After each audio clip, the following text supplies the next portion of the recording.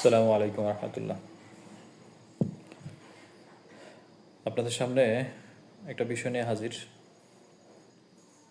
সেটা হলো বন্ধ্যাত্বই ইনফার্টিলিটি। এটার উপরে আসলে অনেকগুলো ভিডিও দিছি, তার সাথে আবারও আসা। এটা হলো একটা ব্যক্তিগত অভিজ্ঞতা শেয়ার করা। কেস তো অনেক দিছি।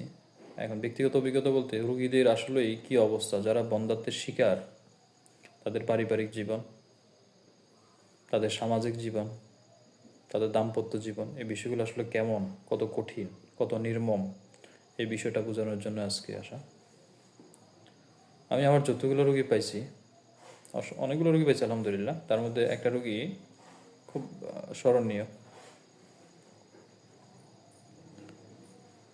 ওনার বাবু হচ্ছে না প্রায় 3-4 বছর।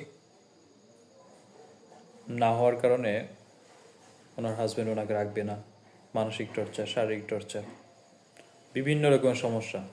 আমার কাছে আসার পরে কথা বলতে বলতে উনি কেঁদে দিছে, এরকম একটা কন্ডিশন। একটা বাচ্চা না হওয়া কতটা বেদনার শুধু ওনারাই ভালো জানেন। ওনার বক্তব্য এরকম ছিল যে প্রত্যেক মাসিকের পরে খাওয়া দাওয়া বন্ধ, সব কিছু বন্ধ হয়ে যাচ্ছে টেনশনে। প্রত্যেক মাসিকের আগে মনে হচ্ছে যে মনে হয় বাচ্চা হবে, বাচ্চা হবে, এরকম একটা অবস্থা থাকে। এবং বর্তমান যারা ইফেক্টেড তাদেরকে দেখতেছি ট্রেডিশনাল ট্রিটমেন্টের পিছনে প্রচুর দৌড়াচ্ছে, অনেক টাকা। আমি গত দুই দিন আগেই এক রুগীর অভিভাবক থেকে শুনলাম যে প্রায় 10 লাখ 15 লাখ এরকম খরচ করে ফেলছে। হিউজ অ্যামাউন্ট, যেটা হোমিওপ্যাথিতে খুব স্বল্প টাকাতে খুব ভালো চিকিৎসা করার ব্যবস্থা আছে। কিন্তু আসলে হয়তো এটা প্রচার প্রসার এবং দক্ষ ডাক্তারের অভাব থাকার কারণে মানুষ ট্রেডিশনাল এলোপ্যাথি চিকিৎসার দিকে দাবিত। বাট দিন শেষে সফল খুব কম সংখ্যক রুগী। আমি আমার যতগুলো রুগী পেয়েছি একদম স্ট্রংলি বলতে পারি সবগুলো এলোপ্যাথি রিটার্ডেড, এবং এত খরচ করার পরে কোনো কিছু হলো না। আলহামদুলিল্লাহ, আমি যতগুলো রুগী পেয়েছি সবগুলো ম্যাক্সিমাম 2 থেকে 3 মাস, আমি 6 মাস 7 মাস 1 বছর অনেককে বলি, বাট 2 থেকে 3 মাসের মধ্যে ম্যাক্সিমাম হয়ে যায়। বাট কিছু একটু সময় বেশি কম লাগতে পারে। তো আজকে ভিডিওটা একটা সামাজিক অ্যাওয়ারনেস বা হোমিওপ্যাথির সচেতনতা, হোমিওপ্যাথি সম্পর্কে আপনাদেরকে জানানোর জন্য একটা ভিডিও। সেটা হলো হোমিওপ্যাথিতে সকল বড় রোগের খুব ভালো চিকিৎসা আছে।